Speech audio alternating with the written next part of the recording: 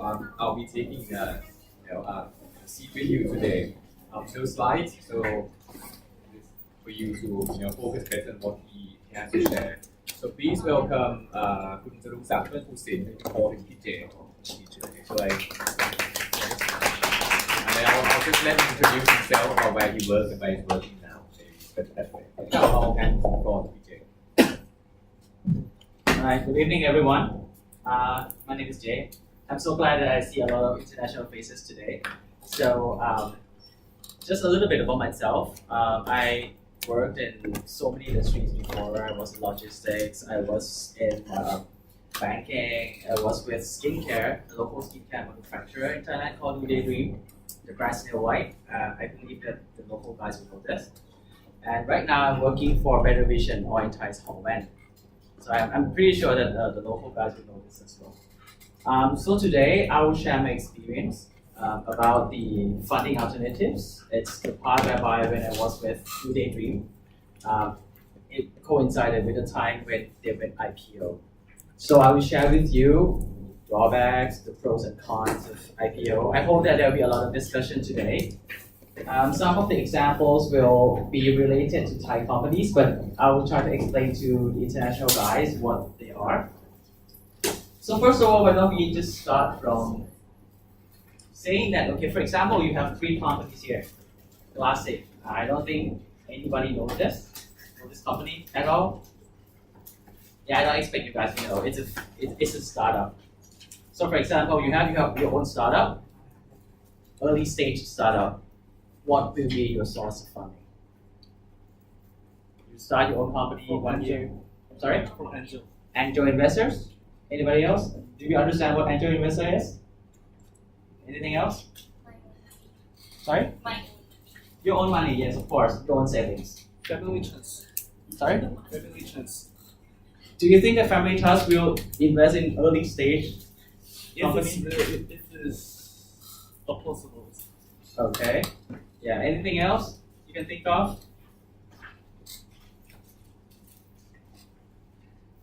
Do you know DTAC Accelerator? Do you know all those incubator programs? These are the ones that normally support really, really early startups, right? So these are some of the things that I've put it up here. Very simple, friends and family. To a certain extent, you can do bank loans. But what happens if you apply for bank loans at this stage? High interest rate. High interest rate and what would they require you to have? Collateral. Yes, collateral. A lot of collateral for sure, right? For them to be able to give you this funding. So what about something like Grab? What will be your source of funding for now? Bigger, growing very fast. If you need money, where will you go to? You understand Grab, right? Okay, everybody knows Grab.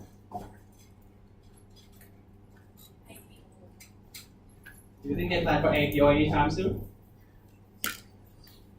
Why not? Okay, let's say Grab is not planning for IPO for now. Do you think why?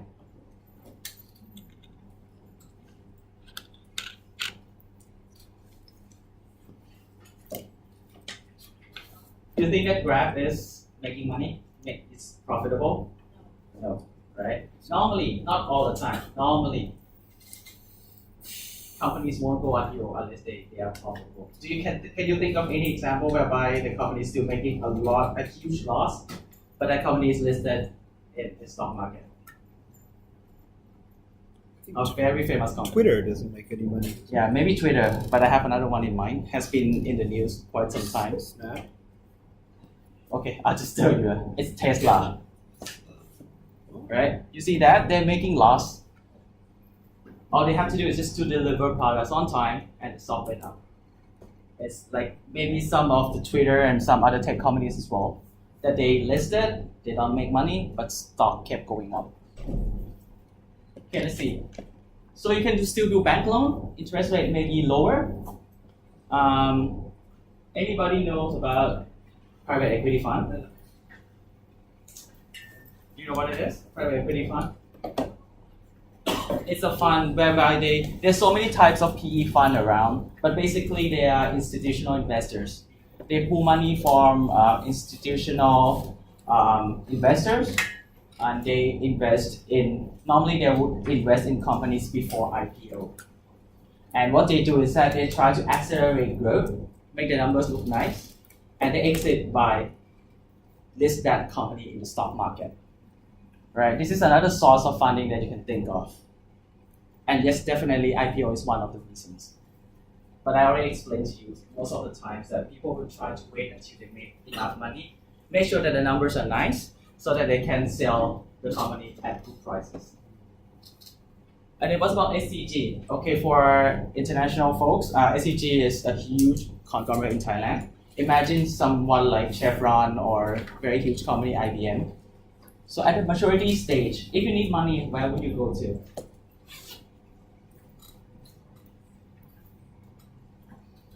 You could issue bonds. Bonds. What else?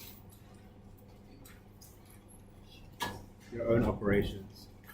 Yeah, cash from operations, of course.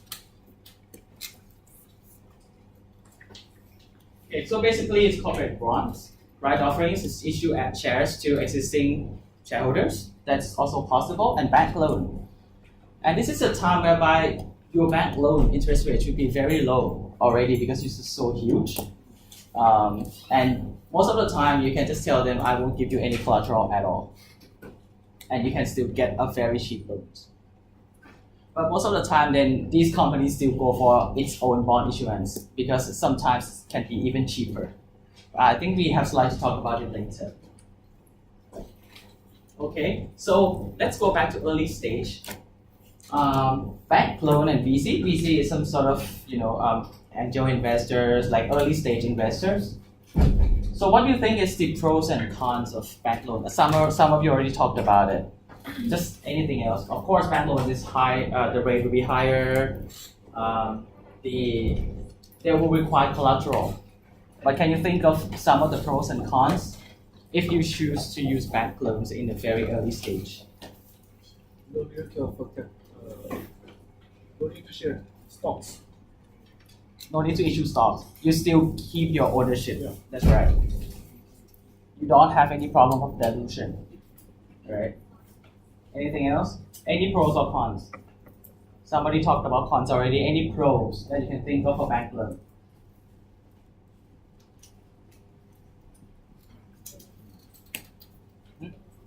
Sorry? Tax benefit, yes. That could be one of them too. What else? Do you think that bank will care how you run business on day-to-day basis? Will they be involved? Compared to VC. Right. So normally banks will give you the loans, they would require collateral, make sure all the covenants inside your contract is done. Normally they won't come in and say, hey, you have to go to this market, you have to specifically target this and that. They won't really get involved in day-to-day operation, but most of the times VC might want to know what you're doing on a quarterly basis or even monthly basis sometimes. Right? So let's see, the pro is you know for sure how much you have to pay. Right? It's fixed interest rate. No dilution, you still keep your ownership. And there's no intervention in business. It's not always, right? But most of the time, they will just let you run the business. And for the cons, it's, the fixed payment, it can be cons too, because it means that you have to pay no matter what. When the time comes, you have to pay regardless. And the payment of interest rate normally start immediately. So you incur expenses already. And yeah, we talked about it, collateral required. And if there's some default payment that's very low tolerance, they might just seize your collateral right away. There could be negotiation along the way, but sometimes they would just want to get your collateral. Right? For VC, similar, almost opposite. What do you think the pros and cons of VC is?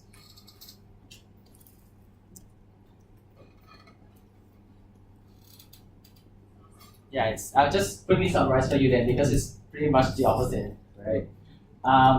So for VC, they don't really require payment right away. They might want dividend, but of course, they don't really expect that for a very early stage startup, right? And there's no collateral required, and they are patient for long-term result. they can wait, and they diversify their investment a lot. So sometimes, they can afford to have a few businesses that go bankrupt.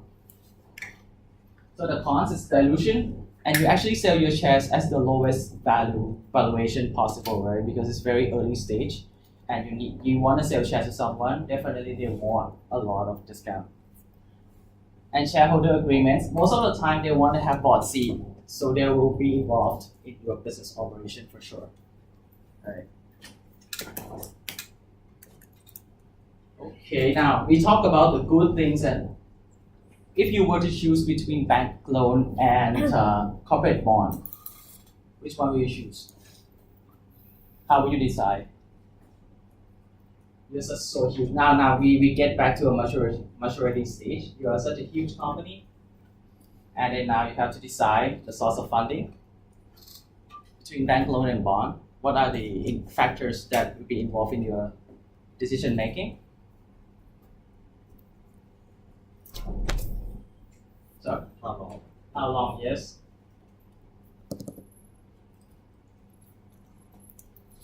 Normally, do you think which one is cheaper? Bond. Why?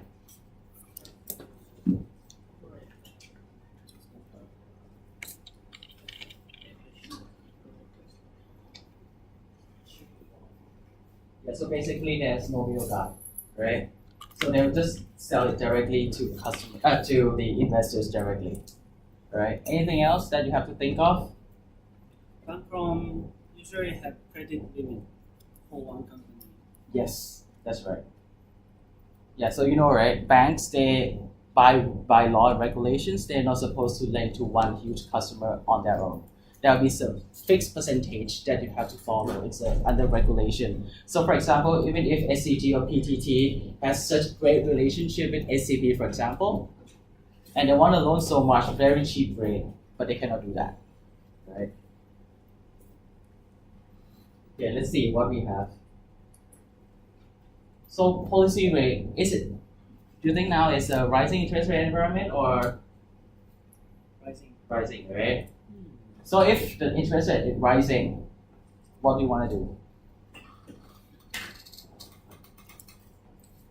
For those local students, you have seen that the past year has been the year whereby the bond issuance has been one of the highest in history. Why? Because people expect the interest rate to go up. So they want to lock in 10 years, 20 years. Some even issue perpetual bond. So to lock in low rates, because they expected the rates to go up, right? And fee, when you say that bond is cheaper, you only look at the interest rate, right? But there's other fees involved. You have to take that into account as well. You have to hire a bank to issue the bond for you. There'll be some the brokerage fee, the advertisement fee. There's so many fees involved, so you have to take those in as well. Sometimes, if you're not there, you will end up paying more if you want to issue corporate bonds, right? And company rating, right? All the big guys, they got AAA, so the interest rate is low. But if you talk about some smaller guys and you want to issue bonds, and interest rate can be very high if your rating is not good. And then this is just to show you that if Thai people basically believe that bond is very safe. But I just want to show you in the future, I think you guys will invest in bonds. These are some of the things that you should be very careful when you invest in bonds. There are so many fancy terms that you might not understand. Anybody familiar with any of these? Anybody understand the word subordinated bond? Subordinated. It means that if the company goes bankrupt, your claim to the money that's left over in the company will be lower than other investors, right? That's why if you invest in subordinated bond, you should get higher interest rates because your rate is higher. Next, perpetual bond. As the name suggests, it's forever bond. When you invest in this kind of bond, you won't get your principal back. You just have to pray that the company will operate forever, right? I think the past year or 2 years ago, there were quite a few companies who did this. Ananda was one of that, perpetual bond. So it means that you have to be sure that Ananda will operate forever for you to keep on getting interest rate. So with this kind of bond, you should also require high interest rate because you won't get your principal back. There's also callable bond and puttable bond. Anybody familiar with this? You know call option? Call option? Put option? Callable bonds means that the issuer can call the bond back anytime that they want. Why would they want to do this? In what kind of situation the company wants to buy the bond back? Interest rate up or down? Down. That's right. So if the bond has this kind of option, callable bond, would you require higher or lower interest rate? I mean, like demand from this bond. Higher, right? Because you don't know. Any day, if the rate goes down, then they simply return money to you. Puttable will be the other way around, right? And convertible bond. Convertible bond is a bond whereby you can convert back to equity if you want.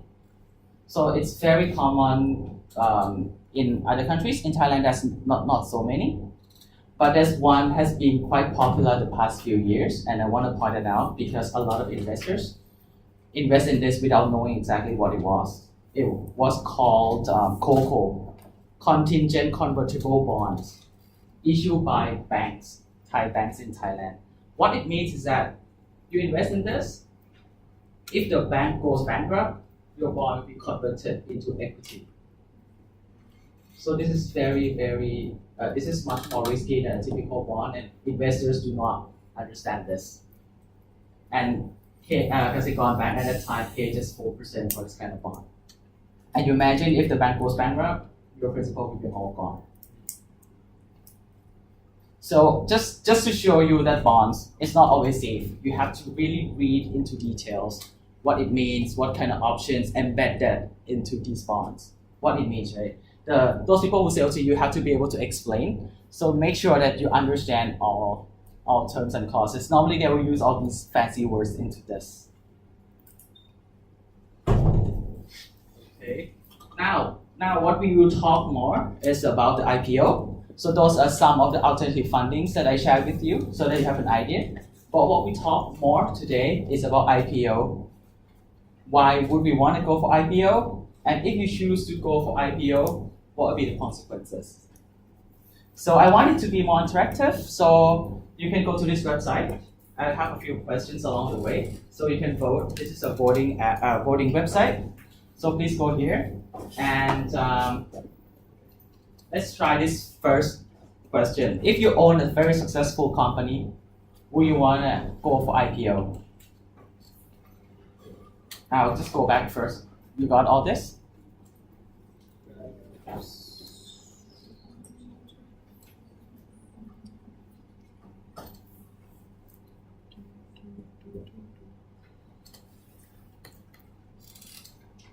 So everybody got it? Okay, let's vote.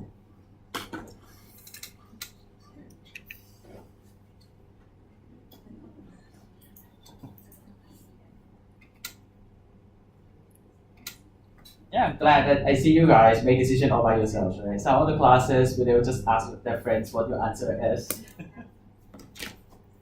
that you can make your own decision. Good. How many people now? Wow.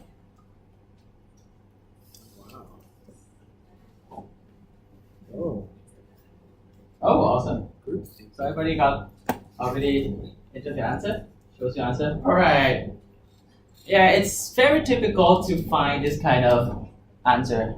It's very typical. So anybody who said yes want to share their ideas why? They said yes?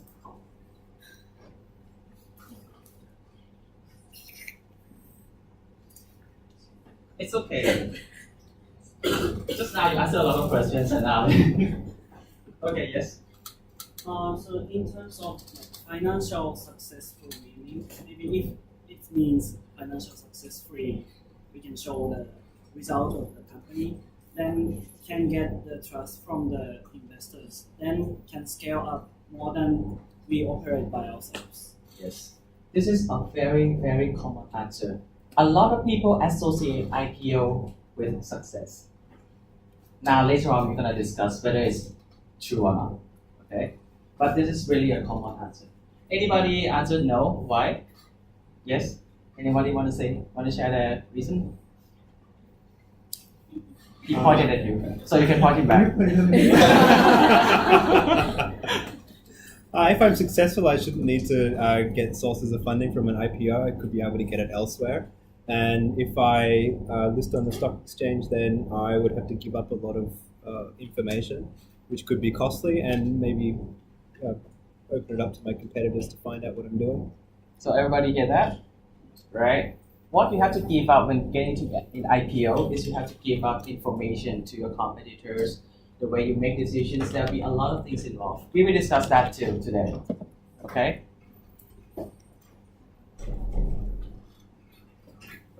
Okay. So when should we go for IPO? When is the time that you think we should go for IPO? Sorry? Expand the company? Anything else? Basically, if you go for IPO, what do you get? As a company, what will you get? That's right, money, cash. You will get a lot of cash in, right? So you should go for IPO only when you need cash. Otherwise, then why would you go for IPO for? There will be some other reasons like you say, of course. But the very basic thing that you want to go for IPO is whenever you need cash, right? Okay, and the cost of fund is lower than other alternatives. Our friends here already talked about it. Have you explored other options? There's so many options that we talked about in the beginning. Have you tried them all? Which one fits the best to you? If IPO is the only way, there's so many companies in Thailand that are so huge, but they don't go for IPO. Right? The easiest option will be like Central. The big Central, they don't go for IPO. They send their subsidiaries to go to IPO instead. CP, the big company, they don't get public, right? In skincare, someone like Miss Teen, they don't go IPO, right? So you can see that IPO is not the only answer. So they have explored other options as well. Okay. Yeah, so it's very important to explore all other options first. And then this is just, I'll just quickly go through this. The IPO comes with a lot of cost, right? When you go for IPO, it's not just like you want to go apply for bank loan. IPO, there's a lot of fee, normally like 1-2% of the money that you raised. That is quite high, right? And you have to be audited by Big Four. Anyone from Big Four here? No. I'm sure there will be someone. And you have to do investor roadshow, and most of the time you have to fly overseas, meet with a lot of investors. Most likely you have to go to Hong Kong, you have to go to Singapore. Sometimes, like in case of Snail White, we actually went to Japan, and my CFO has to fly all the way to London for investor roadshow. And compliance, your friend talked about it. There's a lot of compliance things that you have to follow, a lot of things you have to disclose, a lot more reports that you have to do. Basically, you have a dedicated unit called investor relations to do all these things. And you have to maintain great relationship with media and investors, right? If you piss them off, they'll simply dump your share, launch a lot of negative news, and your share will go down like crazy. Sometimes nothing happened at all, but because of these news, your shares can go down significantly. Yeah, I think we talked about it, private equity. Just to let you know, there are two big types of private equity. First one is called financial investor. Normally, they'll just give you cash, and they don't get too much involved with your operation. The other one is called strategic investor, whereby they will provide cash together with know-how in the industry. So in the second type of investor, normally they will ask for lower valuation because they feel that they can add value to your company. Okay, now the next question. If, for example, it's the company is going IPO, who you think will act in the best interest of the company? The owner or the investors? Like, for example, we're just small investors, and you have to believe, like, for example, the owners say one thing, and the huge investors say one thing. Who do you believe?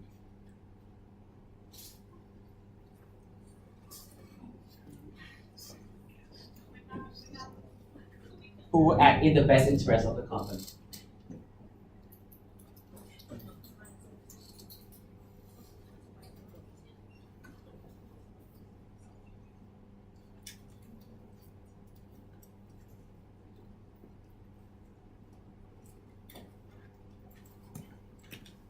Okay, that's full. So, who said owners? Why?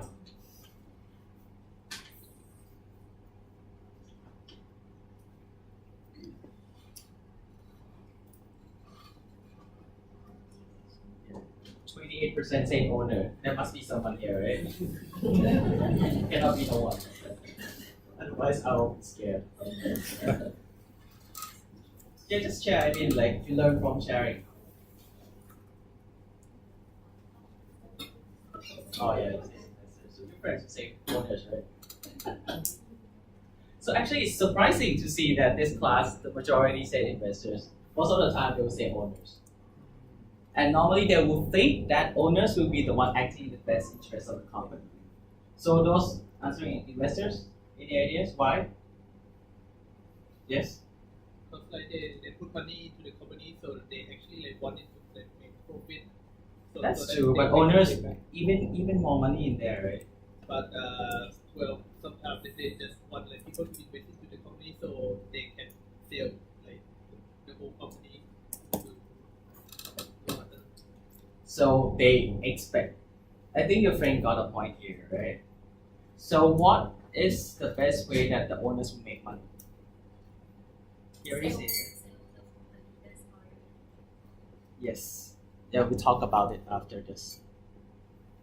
So if you are the owner before IPO, how would you want to maximize your wealth, your money? What would you do before IPO? How would you maximize your money? Sorry? Yes, that's right. The only way you can make money from a company is to make sure it's profitable. It's generate a lot of profits. And what you get is in the form of dividend payout. For example, just assume that they strictly follow the accounting standard, like no cheating or whatever. The only way that he can do is to take money out in the form of dividends. But what about after IPO? How can he make more money?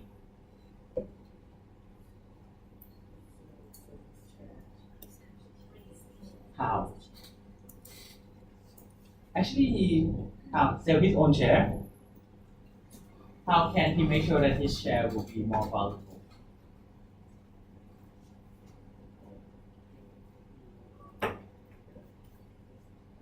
Yeah, good news. Sell the growth story. And I'll show you why. It's much more. So basically, what he wants to do after IPO is to maximize stock price and focus on expected future cash flow. I think you have you done the evaluation of the company? Basically, it's a discount of future cash flow.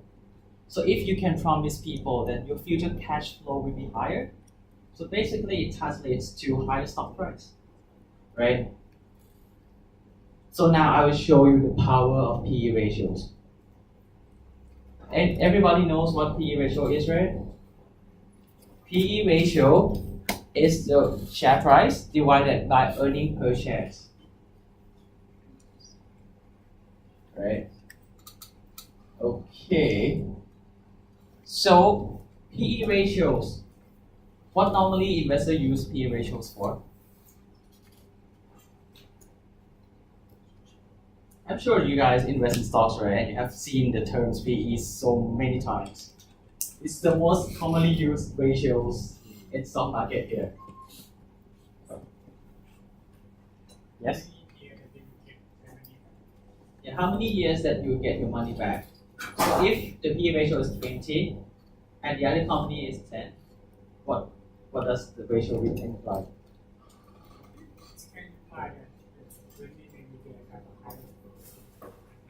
That's right. Higher growth. Most likely. Yeah. So let me show you this example. I have to use the word hypothetical. This is not real, okay? But just to illustrate why the power of PE ratios. So go through with me. This is a consulting firm. Assume consulting firm goes public. The number of shares, there are like 1 million shares. And the owner right now owns 50%. Right? The revenue of the company is 1 million baht. And fixed cost, consulting normally fixed cost. Let's assume there's only consultants. So it's cost 500,000. And the net profit is 500,000 baht. So EPS, earning per shares, is 0.5 baht, right? And so assume that the industry gives the PE ratios for consulting firm at 20. So it means that the share price will be 10 baht. Okay? Everybody got this, right? You need me to re-explain any part of it? Alright. Okay, what happened if the founder wants to cheat and just to create a fake revenue of 200,000 baht using his own money? Right, simply record more revenue, 200,000 baht. Now, so you can see that the same, first few lines are the same. Assume that 200,000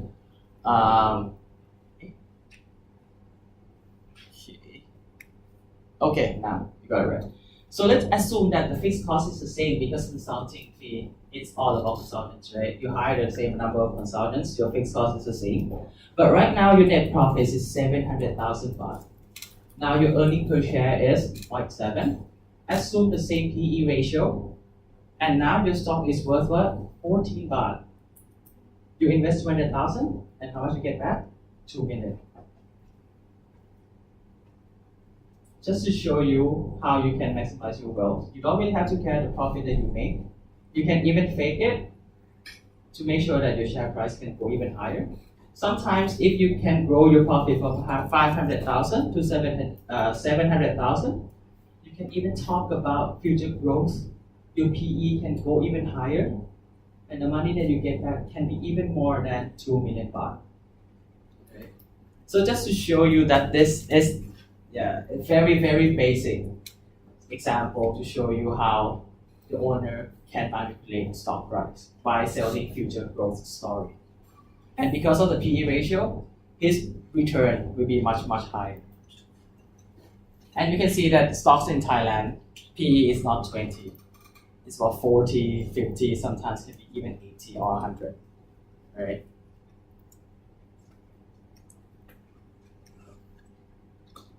Okay, so investors, if you know this, what would you want to do to protect your own interests? The answer is already up there. So just just try to control the investors. So what are the tools out there that the investor can control management team or the owners if the company is listed in the stock market?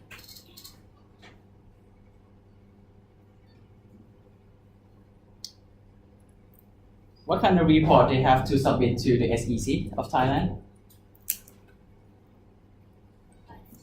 Yes, the financial statement, right? So that's what you can do. You can look at annual report. They have to do it every year. But you know what happened to annual report? They just copy and paste from last year. And they just change numbers. That's it. So nothing much. Another place that you can get information is to attend their annual AGM. The annual, what's it stand for? Annual General meeting. yeah. So you can ask questions, you can understand their view of the business in the upcoming year. right? So you can look at the financial statement, quarterly report, future business plan, and at the shareholder meeting, you can challenge them what makes sense and what not. Right? There's so many cases whereby the investor actually challenge a lot and get even more information from the management team. Sometimes they want to hide something that they want to hide, right? Okay. Now, before we go to the next question, so normally if you want to compare a company, right? So you see some numbers and you don't know whether this company is doing well or not. Right? So how do you know that this owner is doing a good job? The most common thing, at least for Thai stock market, you will find a comparable company. Right? That's normally what you will do. But I will show you this. Like for example, DDD is Do Daydream, the owner of Snail White. If you were to compare Do Daydream with another company, which company would that be? You can just type it down in your phone. There's no choice. I don't want to limit your imagination with choices. Yeah, for international students, you can. Snail White. Yeah, Snail White. It's a skincare. You can just choose international companies that you know as well. Snail White similar to L'Oreal.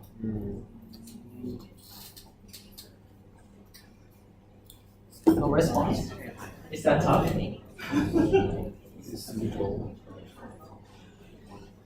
Whoa. Someone even knows Smuto.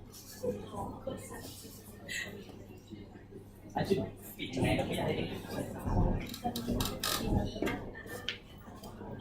What's your one from Korea? The cheap one. It's from Jeju Island. The fish shop. Yeah. Okay. So we don't limit your imagination. Okay. So we don't limit your imagination here.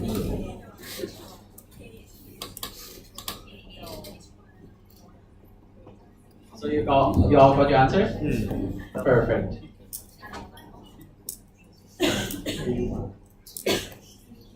Okay. Now, so the bigger the words, it means that more people answer that. Okay. Wow. I have to say that this class is interesting. The most common name is not mentioned. Do you know which company that is?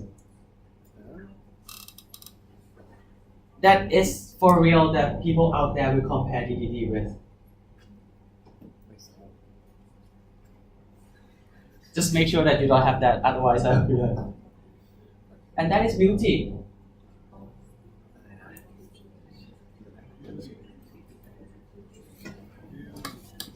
Interesting that you guys we don't have that answer on here. So who answered Miss Teen? Miss Teen? Should be a number of you.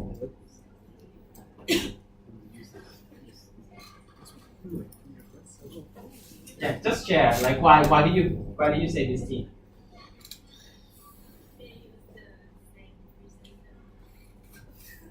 Okay, the answer is that because we use the same presenter.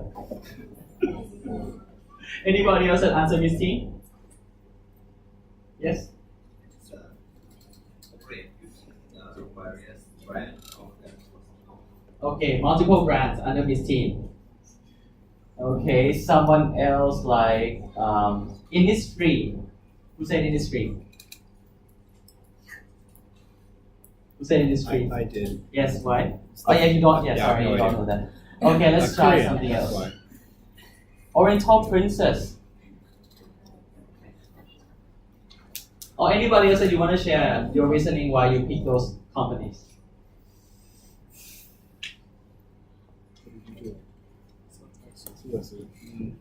Very interesting answers indeed. I mean, yeah, in the other classes, the biggest one will be beauty. They will always talk about beauty.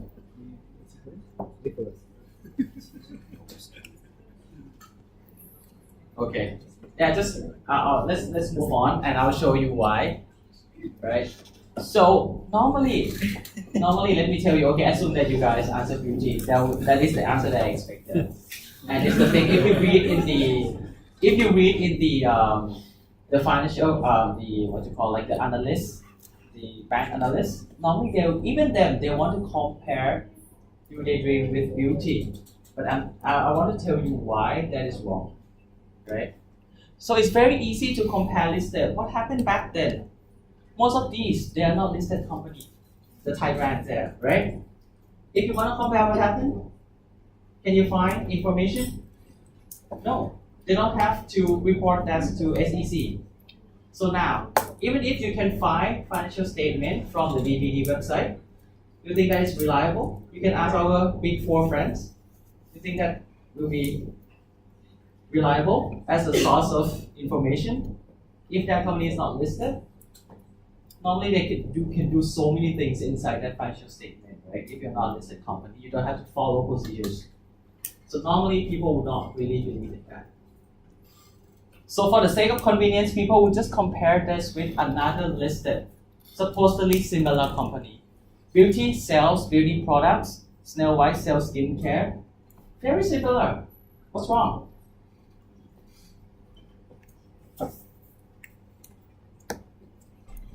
What's wrong? Just maybe use international examples. Snail White similar to L'Oreal, whereby for beauty is someone similar to Innisfree, similar to Body Shop, right? Some local students, can you explain the difference between these two companies in terms of their business model? What is the difference between Beauty Buffet and Snail White? Ladies, I expect you to be able to answer this. If you want to buy Snail White, where would you go? What's that? If you want to buy Beauty Buffet, where would you go? Right. That is the main difference. Beauty Buffet sells their products via their own stores. And Snail White Snail White does not have their own stores. Snail White sells through other retailers. Right? Similar to L'Oreal. L'Oreal does not, like, in principle, L'Oreal sells through other retailers, and whereby someone like Body Shop will have their own shop. Okay? So imagine, like, Do They Dream report a revenue of 1 billion baht, and Beauty reports a revenue of 1 billion baht, the same. Which company is doing a better job? Assume that they sell at the same retail prices and they make the same gross margin.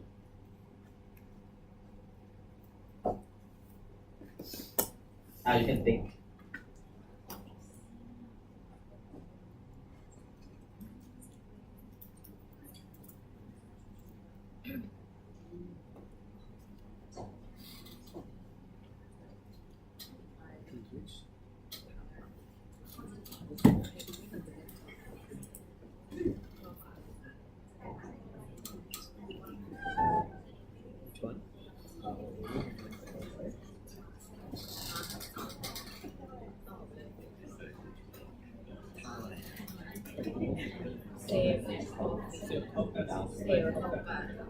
Save retail sales margin.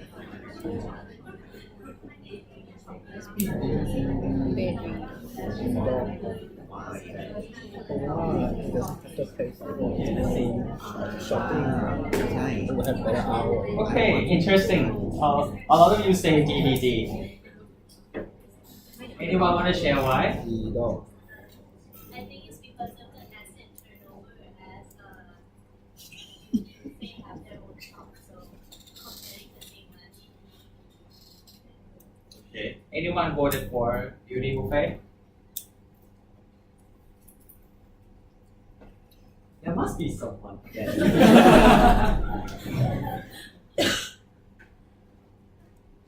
Don't make me hack your IP address and find out who you are. Yes. They have the same margin, so beauty have more fixed costs. Right. Okay. DVD, it sells through retailers, and sale is based on the price sold to retailers, right? Beauty sells through its own shop, so the retail price is to end customers. And you will hate me, but the answer is it depends. So I'll show you here. Retail sales. So this is the recorded revenue here for Do They Dream because it sells to wholesaler. Beauty, it sells to end consumers, so you don't have wholesale price. Cost of goods sold, I assume it to be 30% of the retail price. Right? Gross profit, you can see that beauty is doing better here, but it all has to do with the branch cost, like your friend said. I just simply assume here to be 200. So in this case, Do They Dream will be doing a better job. But what if the branch cost is higher? Do They Dream will be doing a poorer job, right?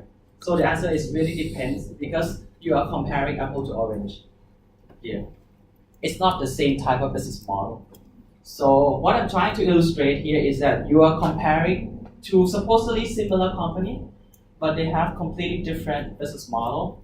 You cannot really compare that, right?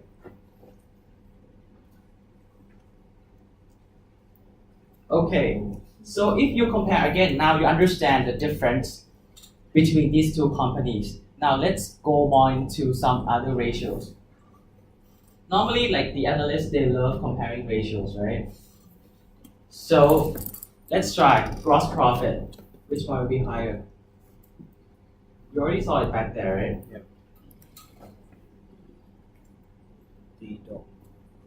Because it sells to end consumers, you don't have to go through. Okay, let's go back. Right, so you can see gross profit. Right, gross profit, you will do a better job for Beauty Buffet. I'm not talking gross profit margin, gross profit. Right. AR days, account receivable days. Do you understand this term? Account receivable days. Which one will have shorter AR days? Beauty. Why?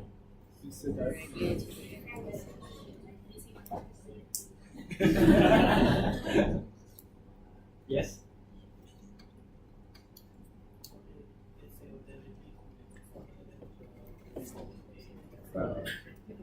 That's correct. I guess that there are a lot of accountants here. It seems like once we touch all these things, you guys can answer right away.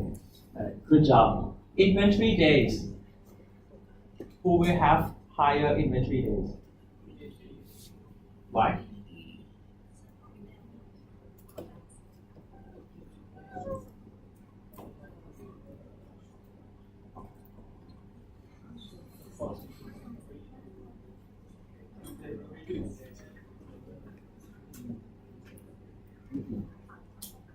It's another part that you might not know. Beauty Buffet actually outsourced their manufacturing, but Do They Dream, they manufacture products by themselves. So most likely, inventory days will be higher, but there's a big, you have to think about it. This is from the manufacturing side. Do They Dream will have higher inventory days because they manufacture their own products. But if you look at the selling side, Do They Dream will cut their stock right away because they sell to retailers. But Beauty Buffet will have that inventory in their stores, right? So it depends again.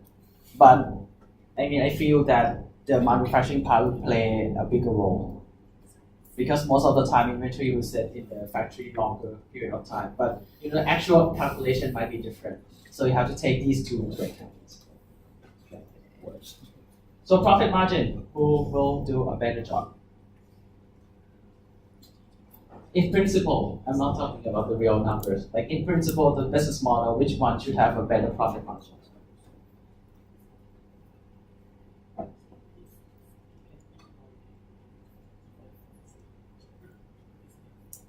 Business model. So now you can see that one is selling through wholesale, the other one is selling direct to customers. So most likely, Do They Dream will have better profit margin because you go back and you see the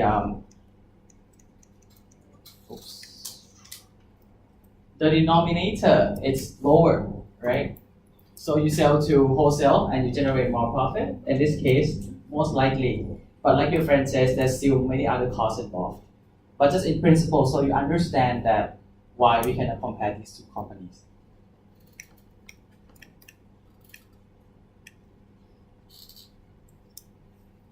So why people care a lot about financial ratios? What can we tell about AR days? Why do people really care much about these ratios like AR days? Like you can talk about the AR turnover as well, it's the same thing. If the company has a very long AR days, what does it mean? Probably cash flow, yes? How? What is the problem with the cash flow? Delay. Why do you think that the company will have longer AR days? Now let's see. Ability to collect. In real life, why AR days actually longer?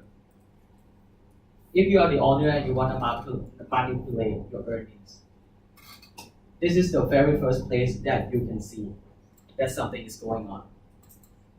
What's wrong with longer AR days? What does it mean? Lower power of bargaining? If the owner or the management team wants to manipulate their revenue, normally this is the very first thing that you can take a look in the financial statement. It will show longer AR days. So why do you think that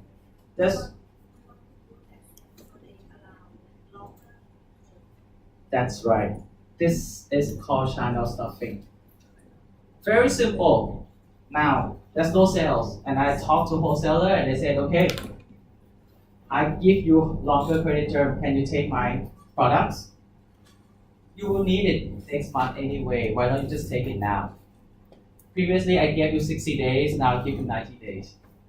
Right? This is the place whereby it's one of the very basic ways of manipulating earnings. So people don't really do that much anymore because analysts should be able to pick that up from here.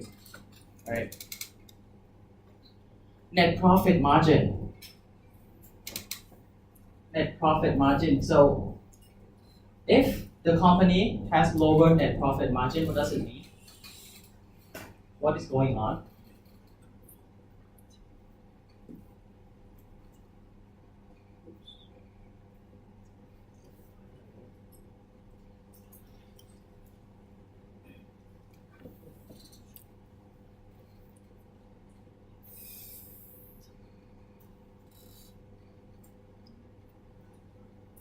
Let's say you make more net profit, but your net profit margin is going down. And assume again that the owner is manipulating something behind the scene. What is happening here? Because remember PE ratio, what do you use? Earnings, right? You don't care about profit margin. If you can create more earnings, your PE ratio will go down, right? And your company will be more interesting. So what is going on here? If the net profit margin is actually going down, but net profit is going up,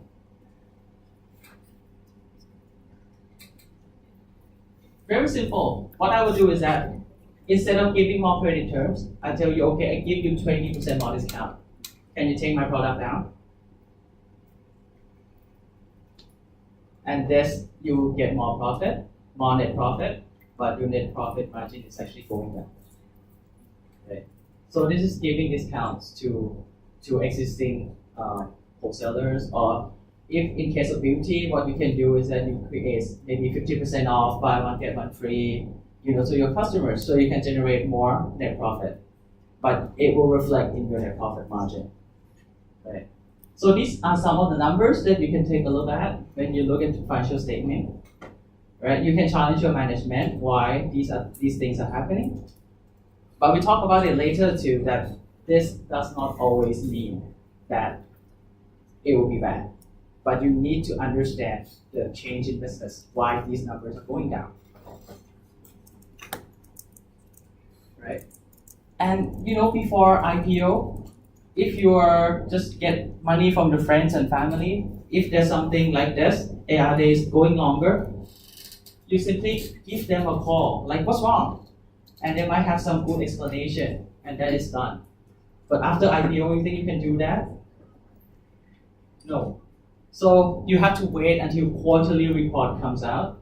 Normally, quarterly report does not really contain a lot of things. It will be just numbers, right? What the company can do is talk about press release, but the press release will not really go down into ratios, right? So most of the time, you have to wait until annual report comes out that they might talk about it, right? So now communication breakdown before and after IPO can create a lot of confusion as well. Okay. Okay, now you see that investors can manipulate a lot of numbers in so many different ways, right? So that's why it is required that they have to do quarterly report, like financial report. But there has been a demand from companies. There was a news back in the US that the companies, the listed companies, actually request to only issue the report twice a year. You think why? It's half the work. Yeah, that's right. It requires a lot of work to do the quarterly report. So they say, can you just do it twice a year? Any other reasons that you think that they want to do it only twice a year? The revenue comes in Q3 and Q4. So that's to be adjusted on the year-on-year basis, right? But it's something similar to this, and I think Jacob already talked about it in the beginning.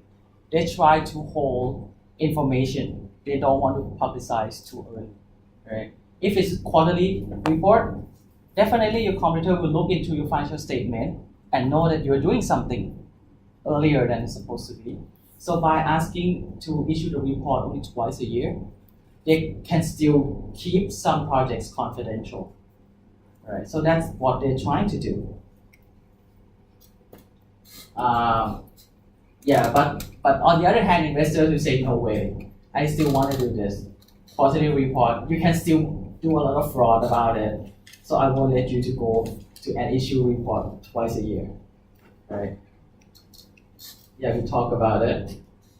So the result there back then was that you still have to adhere to 4 times report of the year. So it didn't go to. So if you want, Apple, right? Have you heard this news that Apple, the iPhone unit sales is going down? And people care so much about this iPhone unit sales.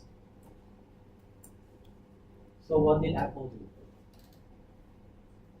You know that iPhone sales has matured, I think, a few years back in terms of unit sales.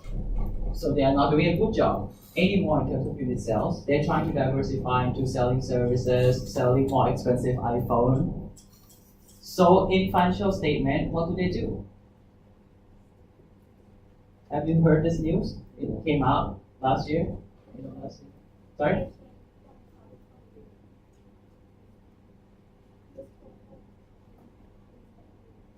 Yes, that's right. So they just simply stop reporting. Just don't tell people how many units they sold. Right? So they want to diversify because otherwise, if they keep on reporting this number and it goes down, it will be the only question, the only thing that all the analysts will ask. Right? So what they do, just simply report. Right? Anybody has ever seen this documentary, China Hustle? It's available on Netflix. It's very interesting that you should try to take a look.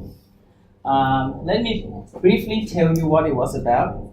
During the stock market boom, there were so many Chinese companies that they list their companies in NASDAQ in the United States because the regulation was simply easier. There are good ones. There are good companies that successfully listed there as well, like Alibaba, some other big companies. But there are some very just simply shell companies. They want to list that just to take advantage of the regulations. And there are these people who call themselves as short sellers. Short sellers simply bet that the company price will go down, right? So they will short the companies and buy it back at lower prices. So if they just simply short and do nothing, the stock will simply be there. So they have to short it and publish reports telling the whole world that this company is a fraud. And then the price will go down and they will buy it back later and make a lot of money. Right? So this is some of the things that I just want to, just talk about it first so that you imagine you live in the United States and you want to know whether this company is a fraud or not. You cannot believe in numbers for sure. Numbers can be made up like we talked about in the beginning. What else can you do to make sure that this, the numbers that are for real? What are some of the ways that you can take a look at the real activities of the company?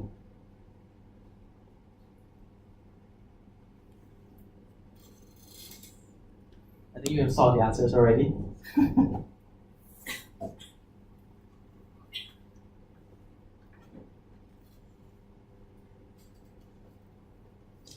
Okay, some of the creative things that people do is that, for example, a coal factory, if they report a lot of sales, it means that there must be so many activities happening at that factory. And coal factory, what will come with it? Smoke, heat, right?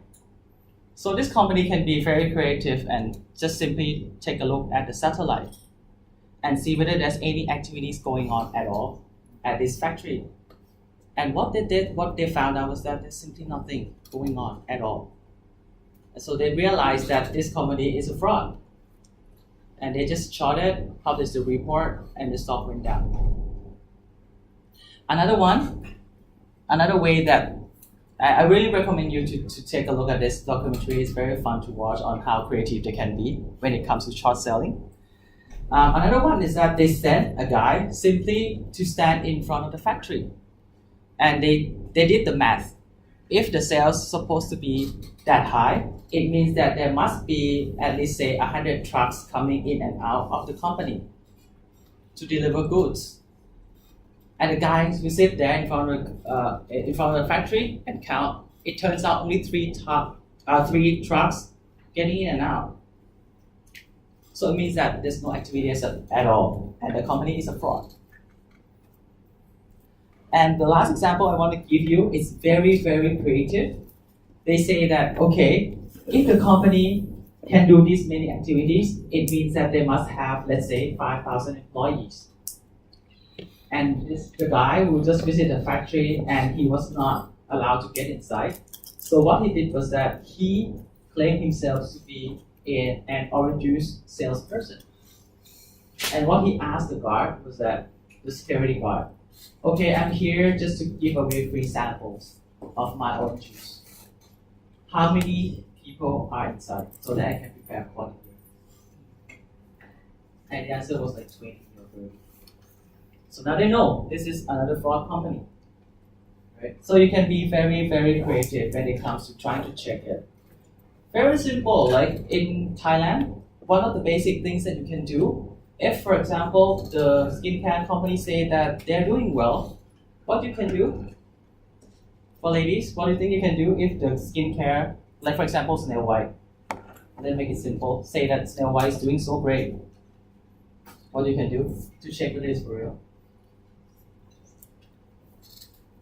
Any skincare brand in Thailand. One thing, you can simply go to internet. Do people really talk about it? Right? How do you buy skincare? How do you buy cosmetics? Reviews, right? Do people review? Do people give good feedback? Another thing, what else can you do? Yeah, let's be creative here. Yes, of course, go to the shop and what do you do?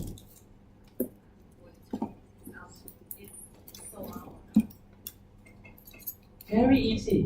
Like one of the companies, what they did was simply hire a staff, go into 7-Eleven, stand there all day long, and to check whether it sells well or not.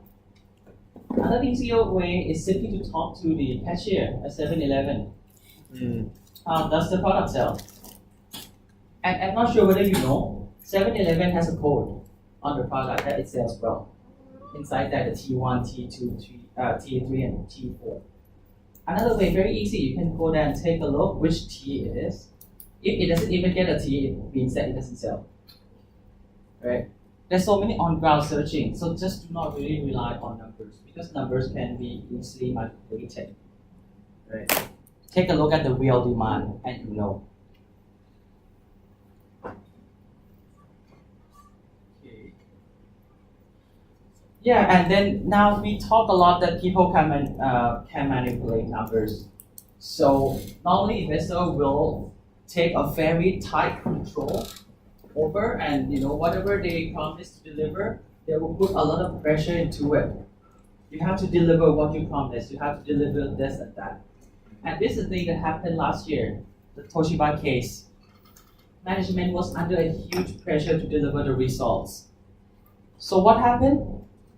There was a huge fraud going on everywhere inside the company. So they just adjust the number a little bit here and there, overstate the profit in all departments. It's really like they don't talk about it. Everybody does it. The number looks so nice, and there's so many things that they did. Book future profits early. They pushed back losses and charges. They improperly value inventory. So the result was that the profits was overstated by 1.2 billion US dollars. So this is really a very classic case whereby if you control too much and you're supposed to deliver what you promised, there could be a lot of things that you can do to manipulate the numbers. And now this is what I want to talk to you about, the suboptimal decisions because of these controls, right? They want to compare numbers, some of the things that we do to pressure this owners or management team, and how they want to get away from it, what they can do. I want you guys to be creative here, okay? There's someone from Big Four, right? Normally those people will be able to answer all these questions because they have seen a lot of tricks before.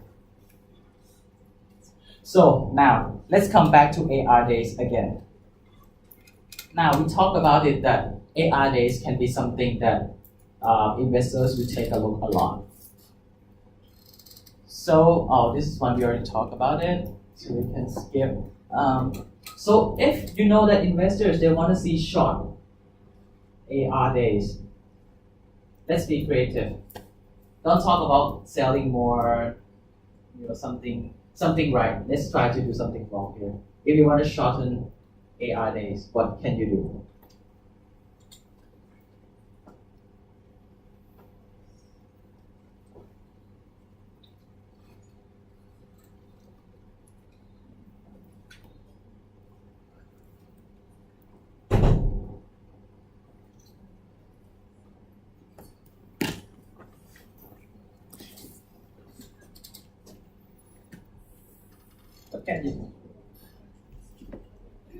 What can you do?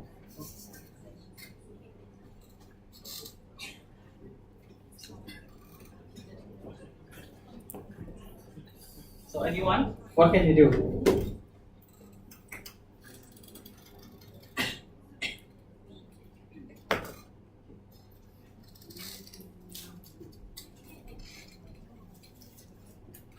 So what can you do?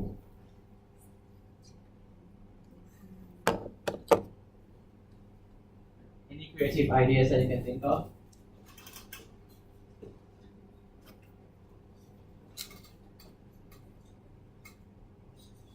Just look. It's simple. It's very simple. Okay, just let me give you the ideas. Simply give more discount. Right? Have you ever seen this? Pay early and they give you more discount. Right? But why is wrong with this? In what case do you think that this should not be done? Just to simply satisfy investors, by showing them short AR days, what are you sacrificing? Net profit margin. So when should you do this?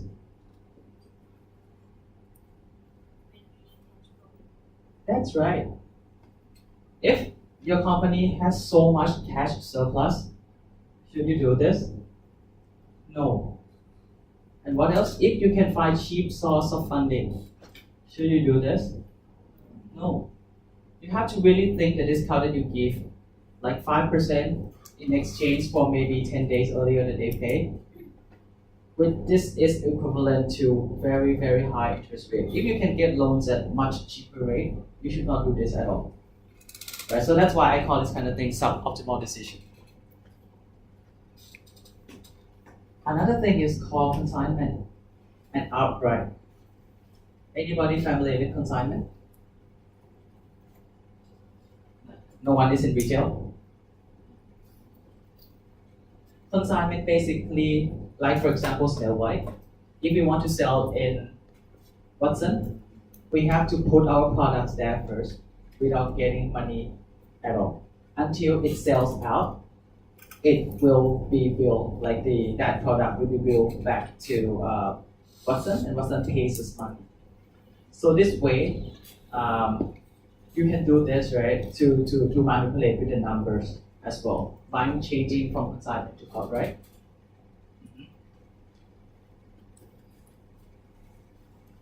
But then you are sacrificing margin to do this. It's again, if you don't really need this, the nature of business does not require you to do so, you don't really have to do this. Alright, we talk about it. The most important thing for AR days is whether you have cash surplus. And let me tell you right now, Do Daydream has 4 billion baht in cash. In this case, I'm not saying that Do Daydream is doing this, but just that in Do Daydream case, you should not do this at all. You have 4 billion baht in cash sitting in the company after IPO. What should you do if you have so much cash?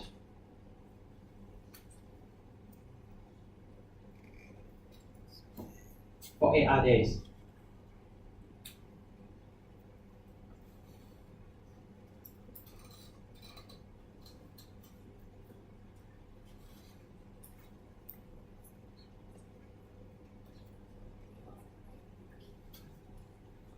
Very simple. AR days. It means that you should lengthen your AR days.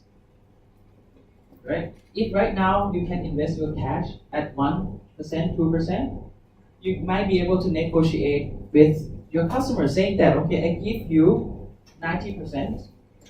Talk to your customers. I mean, if you extend credit term, can I increase the price? It might not be easy, I know, but there could be some of the ways that you can talk about it as well. Right? Just do the other way around. Just finance your customers instead, because you have a lot of cash. You can do that. Because right now, if you invest cash, basically you get 1%, 2% back. It will be more obvious if we talk about AP days, but I don't have examples here. We can talk about it now. If you have a lot of cash, you can finance your suppliers and say that I extend credit term from you, but I want more discount. Right? That's what you can do. And the other way around, if AP days, what happens if investors want to see longer AP days? This is the real case, right? Because AP day is part of the cash conversion cycle, right? And normally they want to see your cash conversion cycle to be short. And by increasing AP days, it will shorten your cash cycle.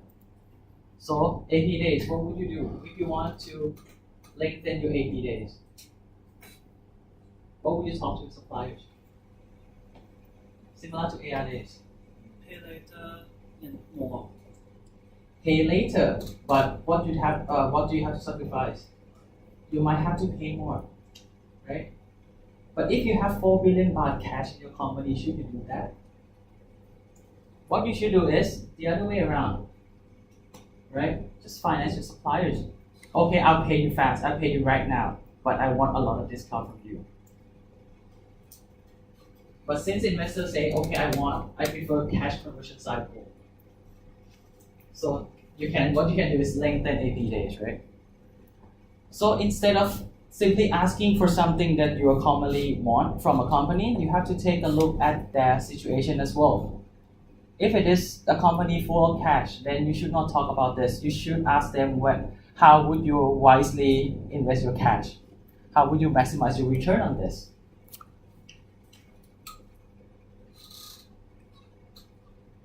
Okay.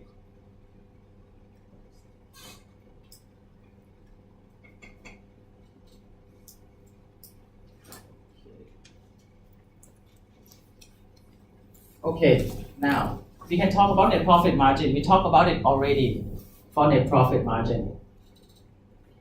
So they want to see high net profit margin. So what do you do to get high net profit margin?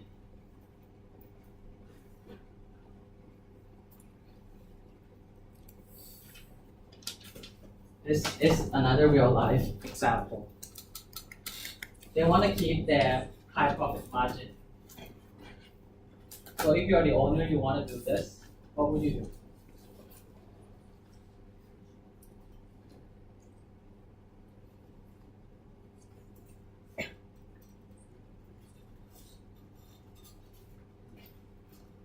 So just now we talked about how to lower your net profit margin, right? So basically you give discount to your products so that you can generate more profit. But why would you want a discount? Any other reasons why you want to give discount?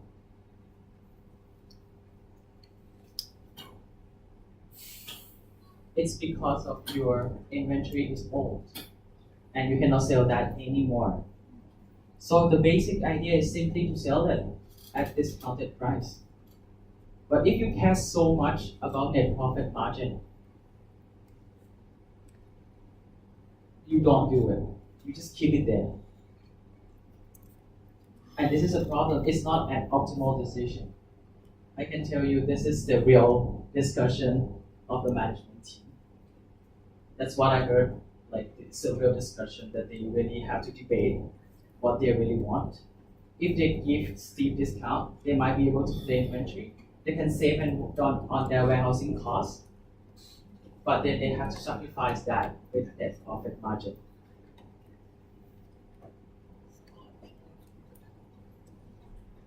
This is another problem.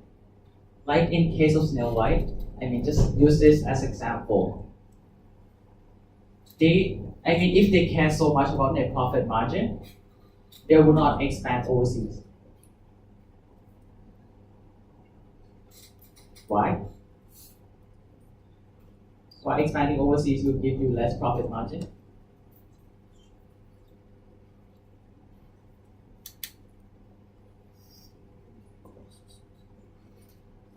What are extra costs that you have to pay when it comes to international expansion?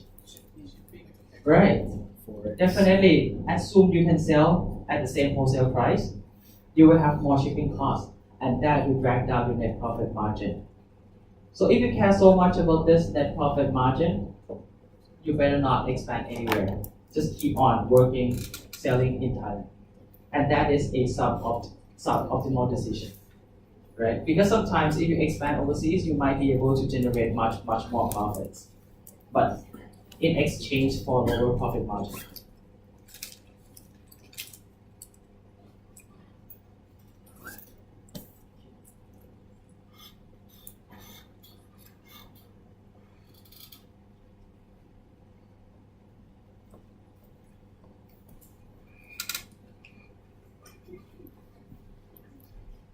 Okay.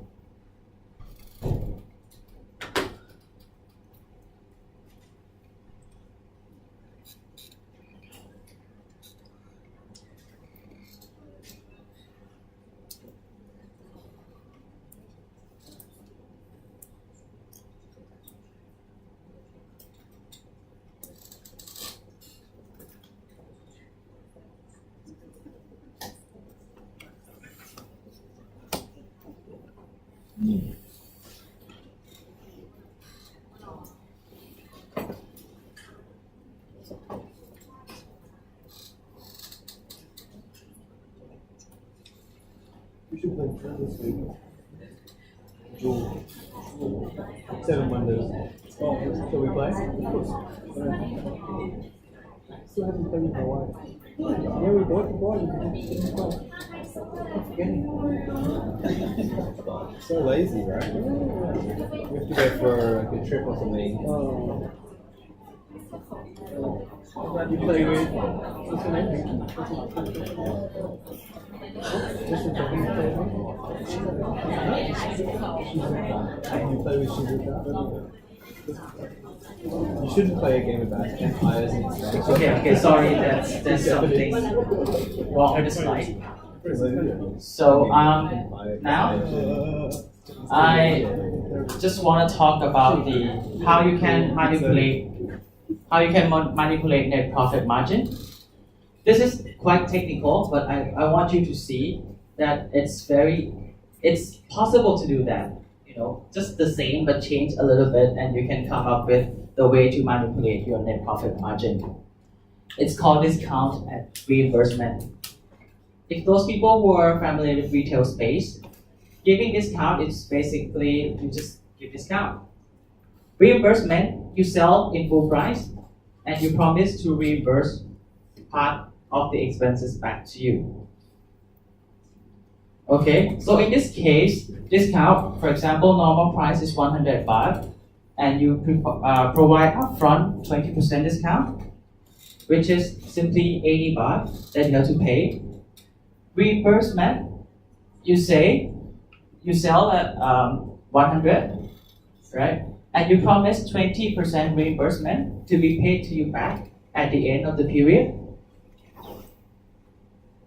In total for you, it seems to be the same, right? But this will give you different net profit margin.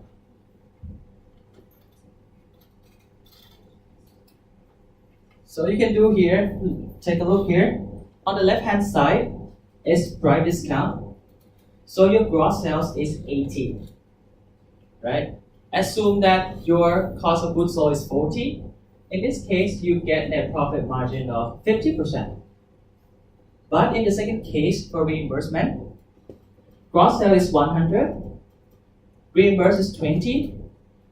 Your net sales, this one, I think that one is wrong. Your cost of goods sold, net sale is actually will still be 100 because that will not take out from you. So the profit margin will be, the net profit will be 60. Will be, oh yeah, sorry, 80.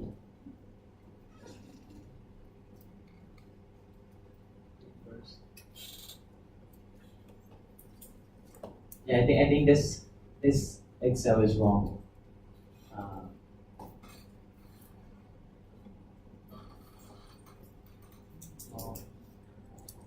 Oh yeah, sorry. Okay, so just that the denominator in this case is 100 because that is your total sales. So that's why your net profit margin will go down to 40%, right? So basically the first one divided by 80, the second one divided by 100, right? So it's 50% and 40%. So if you care so much about net profit margin, which one will you choose? On the left hand side. But which one is better for the company?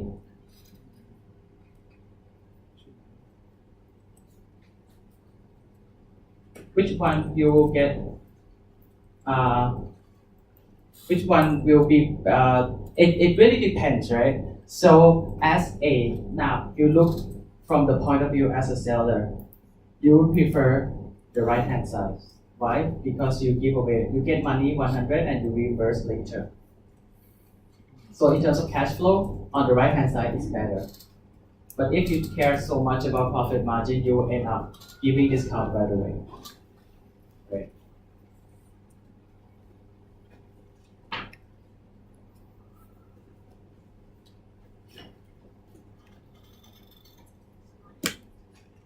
Yes. Okay, this one we talked about it a little bit already. This is, I would call it more like could be the curse of IPO. Because like Snail White, from day one we have 4 billion baht of cash coming right away into the company. But can we use them all? This is very common question. You have so much money, why don't you use it? You have 4 billion baht, but why don't you just use it? What happens if we use that cash?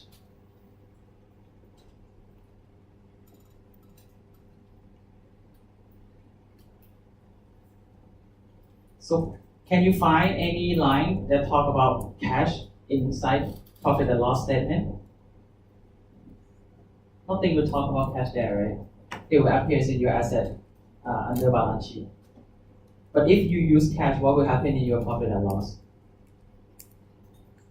There will be expenses there, right? So if you use money, but you cannot generate more revenue from that, you simply drag down profit of the company. So that is the reason why that Snail White still has a lot of money, because they cannot find a way to use it that can really boost up the revenue.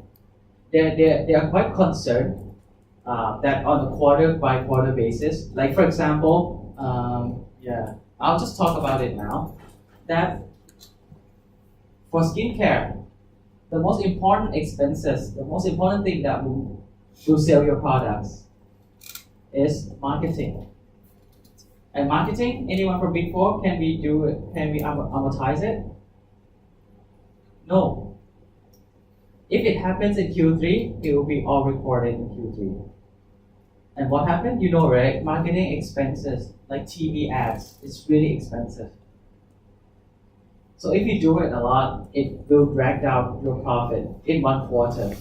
Your revenue most likely will be the same throughout 4 quarters, but if you incur huge expenses in one quarter, you will simply drag down your profit in that quarter. So this is not like, you have a lot of cash. It doesn't mean that you can spend it all. Another question that I always got, if you have so much cash, why don't you just pay dividend?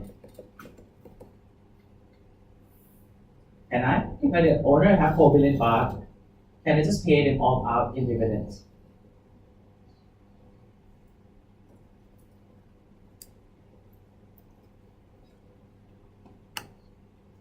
You take accounting classes before? Debit credit? If you want to pay dividends, what happens as the transaction? You have to have retained earnings, right? Without retained earnings, you cannot pay dividends. So that's why you cannot pay dividends although you have so much cash. You just have to make sure you generate enough profits and pay them out as dividends later on. So this is really the curse, like Snail White or other similar companies, they have so much cash from the beginning and they go IPO, they get even more cash in and they don't know how to spend. So that is really like having a lot of cash and they will end up invest in bonds, short-term bonds and get what, 1%, 2%? And that will drag down your ROE as well, right? So this is something that I really want you to go back from the beginning of this class, that I really ask all of you to think whether IPO is really the only option for you. Do you really need cash? Like you say, I mean, a lot of companies, they want to go IPO because they want credibility, but it comes with a lot of responsibilities. People will look at your quarterly results. They don't care about anything long term. They just want to talk to you like, what happened to this quarter? How can you ensure the next quarter will be better? They don't care about that your 5-year plan. And they will control you a lot. So you have to spend your time trying to manipulate your numbers a little bit, not illegally, but just to make it nice. And you have to spend a lot of time doing all these things. Is it really worth going IPO? Right? So that's why you can see a lot of big companies, they don't go IPO at all.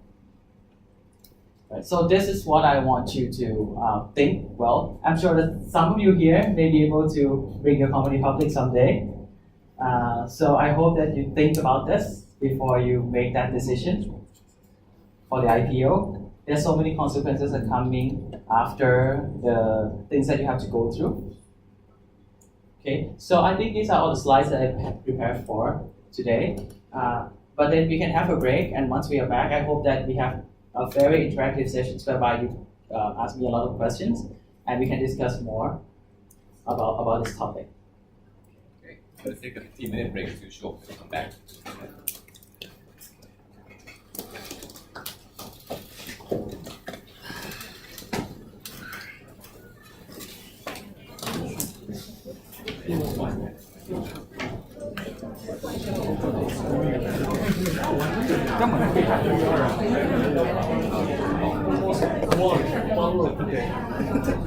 Anyway, going home.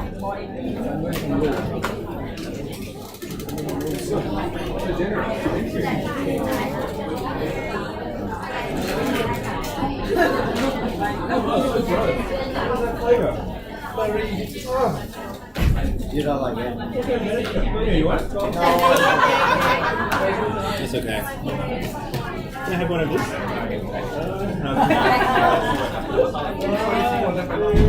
It might get worse.